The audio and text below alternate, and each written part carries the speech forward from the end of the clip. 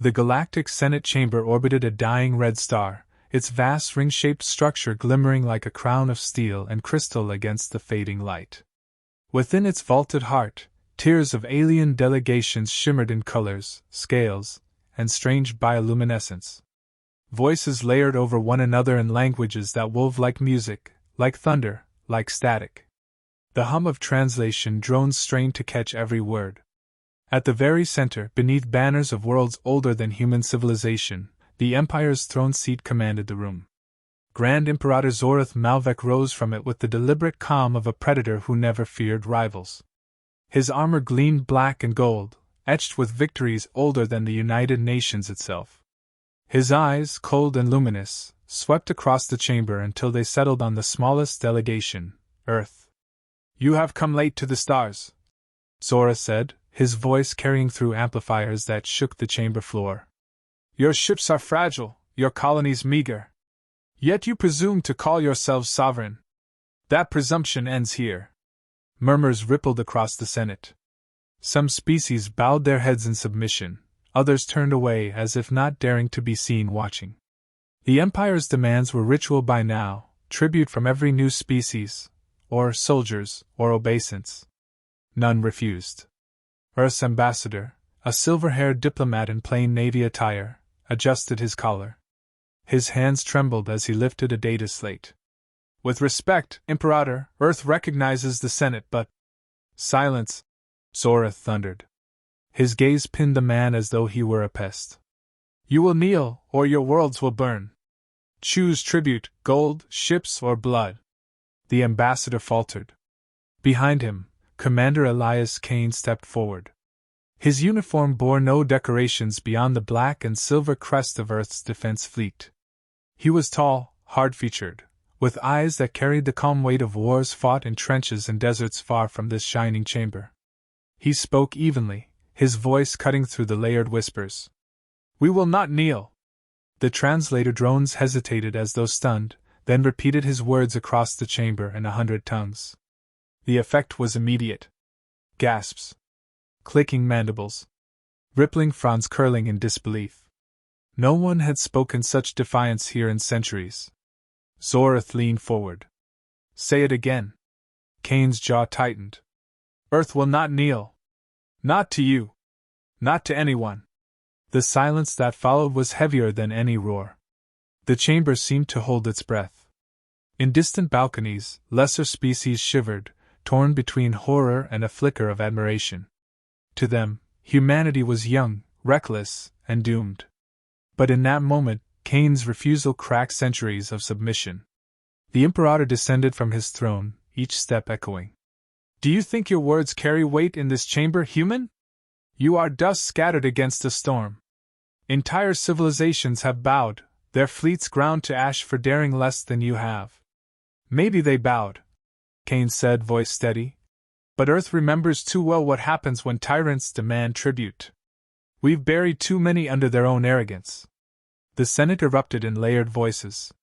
Some shrieked warnings, others demanded Earth's immediate annihilation.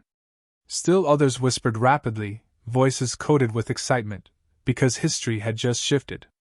Zorath raised his hand, and silence returned like a guillotine falling. His lips curled in disdain. "You mistake defiance for strength. You will learn the difference. The Empire will descend upon your system. We will scourge your colonies. We will hang your bodies from your orbital stations until the void itself learns obedience." The ambassador paled, but Kane did not flinch. "If you come," he said, "you'll find Earth is not unprepared." The Imperator barked a short laugh, the sound like metal breaking. "Your frigates? Your crude weapons? We command dreadnoughts that burn continents in hours. You are children waving sticks at giants." "Maybe," Kane replied, his voice lower, colder. "But children with sticks can still blind giants." The exchange ended there. Zorath turned away, signaling dismissal, but the fury in his eyes was unmistakable. His pride had been wounded, and pride was deadlier than plasma fire. The chamber emptied in a rush of alien figures. Some avoided the humans entirely. Others glanced with secretive nods, as if to say we wish we had dared the same. Kane noticed, storing it away. Fear ruled the Senate, but seeds of doubt had been planted. Outside the chamber, the ambassador confronted him in hushed tones. "You've doomed us. Do you realize what you've done?" Kane's expression remained steady. "I did what had to be done. They would have demanded more tomorrow if we gave them tribute today." The ambassador's voice cracked. "You've signed Earth's death warrant." "No," Kane said, eyes hard. "I've signed our declaration that we'll never be slaves." Hours later, Kane stood on the bridge of the Resolute, Earth's flagship stationed in lunar orbit. Unlike the polished monstrosities of the Empire, it was built for efficiency: sharp lines, functional armor, weapons concealed until needed. Screens lit the command deck, displaying readiness reports from Earth, Mars, and Luna. His second-in-command, Captain Iona Delane, approached. "Word travels fast. Every listening post in the galaxy is buzzing. The Empire's preparing fleets." Kane nodded. "We expected nothing less." Her voice lowered. "Some of the crew are afraid. We're outnumbered, outgunned. If they come in full force..." "They will," Kane cut in. He clasped his hands behind his back, eyes on Earth turning below like a jewel in the dark. "And when they do, they'll see we don't fight their way. They'll see what we've built." On his command, the main screen displayed images: massive silos buried deep under lunar craters, their surfaces disguised as ordinary rock. Within, rail cannons longer than skyscrapers waited silently, their barrels aligned with the void. Each one carried tungsten rods forged to withstand acceleration near a fraction of light speed. A single shot could pierce a mountain. A salvo could gut a battleship. Delane exhaled softly. "If the Empire knew..." "They don't," Kane said. "They think Earth fragile, our weapons crude. That's the advantage we'll keep until the first shot." Silence lingered. Kane allowed himself a moment to look at the blue-white planet below, fragile yet defiant in the void. Families lived there, unaware of how close the storm now loomed. He had fought in deserts where men killed for oil, jungles where governments rose and fell in weeks. This, though, was different. This was all or nothing. He spoke quietly, almost to himself. "They demanded tribute. What they'll get is our answer." Delane heard him, and for the first time that day, she smiled grimly. Far across the stars, in the Empire's throne world, Zoreth stared into the darkness from his private chamber. His advisors begged restraint, urging him not to waste fleets on one insignificant system. He silenced them with a gesture. "No one refuses the Empire," he murmured. His pride had already decided. The humans would be destroyed, not for strategy, but for insolence. His only hesitation was whether to leave survivors as slaves or burn their world completely. For him, it was already finished. For Kane, it had only begun. The void around Jupiter rippled with light as the Imperial fleet translated into real space. One after another, titanic dreadnoughts emerged from the distortion, their hulls sheathed in shimmering shields, plasma vents burning like suns. Each ship carried enough firepower to reduce continents to ash. The formation spread, eclipsing stars as it advanced toward Sol. From the bridge of the Resolute, Commander Elias Kane studied the tactical display. Red icons filled the screen, each representing an enemy warship larger than any vessel Earth had ever fielded. Even to him, a man hardened by combat, the sight was daunting. Captain Iona Delane stood at his shoulder. 4 dreadnoughts, 20 heavy cruisers, dozens of escorts. They outgun us 50 to 1. They expect us to break at the sight of them, Kane replied, his voice calm. They've mistaken intimidation for victory. Delane's lips tightened. And if they're right? Kane didn't look away from the display. Then humanity ends here. But if they're wrong, history changes tonight. The Imperial warlord commanding the fleet, Admiral Carvos, watched Earth's defenses with amused disdain. On his flagship, a vessel 3 kilometers long, he listened as his officers mocked the approaching human ships. Frigates, one sneered. Barely armed transports pretending at war. Carvos smirked. Let them come. They want to die with pride, let them. We'll grant them spectacle before they vanish. The order was given. Imperial guns powered up, their glow casting eerie reflections across hulls polished like obsidian. The first wave of plasma storms hurtled into the dark, aiming for the advancing human flotilla. Kane's frigates darted forward, sleek and small compared to the Empire's leviathans. Engines flared as they twisted between asteroid belts, using debris as cover. Plasma beams scorched space behind them, vaporizing rock into glowing dust. "Wolf packs moving into position," reported Delane. "They're harassing flanks, breaking formation." On screen, tiny blue markers weaved among the crimson wall. Each frigate carried only light cannons and torpedoes, but they fought with precision. They struck at escorts, vanishing before counterfire landed. Imperial shields shimmered under constant pinpricks. To Carvos, it looked like desperation. "Mosquitoes," he said. "Annoying, but meaningless." Yet on the Resolute, Kane's eyes narrowed. Each feint, each retreat, drew the dreadnoughts closer to Earth's orbit, step by step into the range he needed. "Signal wolf packs," he ordered. "Fall back. Don't fight to win, fight to lead," the comm officers relayed. Frigates disengaged in sudden unison, scattering before converging in a coordinated retreat. To the Empire, it looked like panic. To Kane, it was choreography. Hours later, the Imperial fleet closed on Earth. Oceans glimmered below, clouds rolling white and calm, unaware of the storm above. Carvos stood at the command deck, arms folded. "Pathetic," he muttered. "They flee to their cradle like children." Then, for the first time, his officers grew uneasy. Warning tones rippled across their displays. Something massive stirred from the lunar surface. From craters disguised as barren scars, the barrels of colossal weapons emerged, their surfaces glowing faintly as capacitors charged. Rail cannons, buried deep under rock, powered up with the silent hum of stored fury. Kane stood on the bridge of the Resolute, voice low. "Target the lead dreadnought. Synchronize batteries." "Coordinates locked," Delane confirmed. Kane gave a single word. "Fire." The moon erupted. Tungsten rods, forged heavy and smooth, launched into space at unimaginable speed. They streaked invisible across the void until impact bloomed in blinding arcs. The lead dreadnought's shield flared, strained, and collapsed. The slug tore through its armored spine, splitting the vessel in half. Shockwaves of debris cascaded outward, smashing into cruisers nearby. The galaxy had just witnessed the impossible, an Imperial dreadnought destroyed in a single strike. Carvos froze. What weapon is this?" Before anyone could answer, another volley fired. A second dreadnought shuddered, shields crumbling before it disintegrated into molten fragments. Across the comms, Kane's voice cut through.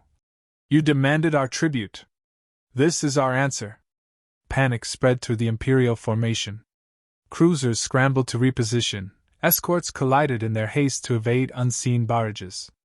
Carvos roared orders, demanding retaliation, but nothing could strike fast enough at weapons hidden under lunar stone and iron. "Concentrate fire on the moon!" he bellowed. But before his ships aligned, another slug streaked out, obliterating a cruiser in a flash of fire. Human frigates pounced again, harrying stragglers, forcing shields to split their focus. Every second cost the Empire lives, ships, and prestige. On the Resolute, reports flowed in. 2 dreadnoughts down. 3rd crippled. Frigates sustaining heavy losses but buying time. Kane exhaled slowly. "Keep the pressure. They came expecting surrender. Show them we have none to give." In the Senate, live feeds streamed across 1,000 worlds. Delegates stared in disbelief as Imperial dreadnoughts, symbols of eternal power, died under the guns of a species barely a century in space. Whispers spread like wildfire. If humans could wound the Empire, maybe others could too. On his flagship, Carvos gritted his teeth. Pride warred with panic. His fleet was crumbling. A commander's instinct screamed retreat, but fear of Zoratha's wrath chained him in place. Then another shot carved through the dark, and his decision was made for him. His flagship shuddered, alarm shrieking as fire blossomed across its hull. Retreat! He barked. All ships retreat! The fleet broke formation, limping back toward the void, battered and humiliated. Silence settled on the Resolute. Officers exchanged looks of stunned disbelief. Against impossible odds, they had held. Delane finally spoke, her voice quiet. We actually stopped them. Kane didn't smile. His eyes remained fixed on the tactical screen, watching red markers vanish. This was only the first wave. Zorath won't accept humiliation. He'll come himself, and next time, he'll bring everything. He turned to the crew, voice steady. Send word across Earth and the colonies. Tonight, we proved we will not kneel. Tomorrow, we prepare for war. Far away, in the Empire's throne world, Zorath stood before the broadcast replay. His jaw tightened as he watched his dreadnoughts die, his fleets retreat. Whispers spread through his court, whispers he silenced with a single glare. Summon the armadas, he ordered. His voice was ice. I will lead them myself. Let the galaxy see what happens to Defiance when the Empire unleashes war. His eyes narrowed on the human commander's image frozen on the screen. Kane's face, calm and unyielding, had become the spark of rebellion. Zorath's voice lowered, almost a growl. You will regret the day you defied me. On Luna, deep in control bunkers hidden beneath kilometers of rock, technicians reloaded rail cannons in silence. The work was exhausting, but their eyes burned with pride. They had seen the impossible, the Empire bleed. On the Resolute, Kane walked the quiet corridors after battle. Crew members saluted with newfound respect, their fear replaced with determination. Humanity had struck first, and survived. He paused at a viewport, gazing at Earth below. Families lived unaware of the war now circling their skies. His chest tightened with the weight of what was coming. They'll come again, he murmured. His reflection in the glass looked older, harder. But next time, we'll be ready. The Empire's armada arrived without fanfare, no taunts, no grand announcements. One moment Sol was silent, the next it drowned in red icons as thousands of ships tore out of the void. Dreadnoughts darkened the stars, cruisers filled the lanes, carriers unfolded wings bristling with fighter swarms. At the center loomed the Imperator's flagship, a behemoth so vast it eclipsed entire constellations. On the Resolute, Commander Elias Kane stood motionless before the display. He had known Zorath would come, but even he hadn't expected this scale. Estimate, he said. Delane's voice was quiet. 6 dreadnoughts, 50 cruisers, over 200 escorts. Fighters beyond count. The flagship alone is larger than Luna's capital dome. Around them, the bridge crew fell silent. Fear crackled like static. Kane felt it, but he didn't let it show. Then we hold. As long as one ship of ours flies, as long as one cannon fires, we hold. The Imperator stood on his command dais, flanked by guards in gilded armor. His gaze never left the image of Earth glowing blue and white below. Bring me their planet, he ordered. Leave nothing but fire. The fleet advanced. Human frigates surged from Mars' orbit in tight wolf packs, weaving between carriers, unleashing volleys of missiles and electronic warfare pulses. Drones spilled from hidden silos across asteroids, jamming communications, forcing Imperial escorts to fire blindly. For minutes, chaos reigned among the advance wings. But when the dreadnoughts engaged, the tide turned. Plasma lances ripped through frigates, shredding hulls and blinding flashes. The casualty reports came faster than anyone could record. Outer screen collapsing. An officer shouted on the Resolute. Kane's response was steady. Pull them back. We don't win by matching power, we win by making theirs useless. The first orbital cannon volley struck. From Luna, Mars, and orbital platforms around Earth, tungsten rods screamed across the void. A cruiser disintegrated in a flash, another tore open like paper. But the dreadnoughts had adapted, shield harmonics shifted, dispersing much of the kinetic impact. Rail slugs now gouged armor instead of piercing clean through. Zorath watched calmly. So this is their weapon, he murmured. Impressive once. But even storms burn out. He raised a hand. Concentrate all fire on Earth. Let them see their home turn to cinders. Alarms wailed on the Resolute. Sensors lit with warning, multiple dreadnoughts aligning their main batteries toward the planet. Kane's chest tightened. Billions of lives hung in the balance. Target their flagship, he ordered. Every cannon, every frigate, every torpedo we have. Hit him until he feels it. The battle shifted. Human fleets swarmed the colossal vessel, sacrificing themselves to strip away its escorts. Railguns boomed from the Moon, Earth, and Mars in synchronized rhythm. Each shot slammed against the flagship's shimmering barrier, rippling it like water under storm. Inside, Zorath watched the impacts without concern. His ship shields were the strongest the Empire had ever built. They claw at stone, he said. Stone does not bleed. Yet cracks formed. Tiny, almost invisible, but growing with each strike. On the Resolute, Delane pointed at the display. Shields degrading. 20% collapse in sections. If we synchronize... Kane cut her off. We need more than a breach. We need him gone. Or this war never ends. He opened comms to the fleet. All units, prepare for coordinated strike. Sacrifice if necessary. This ends now. Across Seoul, ships answered. Damaged frigates dove at dreadnoughts, detonating warheads point-blank to open lanes. Drones hurled themselves into enemy fighters to clear skies. Even orbital platforms, never meant for direct combat, fired their last charges and burned out. Humanity bled, but it bled with purpose. The rail cannons charged together, power grids straining. One shot, Kane thought. One chance to end it. Zoratha's face filled the Resolute's comm screen, cold and unyielding. Do you think this defiance matters? You are animals biting at gods. Kane met his gaze. Maybe. But animals bite hardest when cornered. Zoratha's lip curled. When my flagship fires, your Earth will cease to exist. Every life below will scream your name as their doom. Kane's reply was flat. Fire, then. If you can. He cut the channel. The order rang out. All batteries, synchronize. Fire! From Luna, Mars, Earth's orbit, and every surviving platform, tungsten rods erupted at once. They converged on the flagship, timed to strike within the same heartbeat. The first wave cracked its shields. The second tore through armor. The third slammed deep into its reactor core. The explosion lit Seoul brighter than the sun for a moment.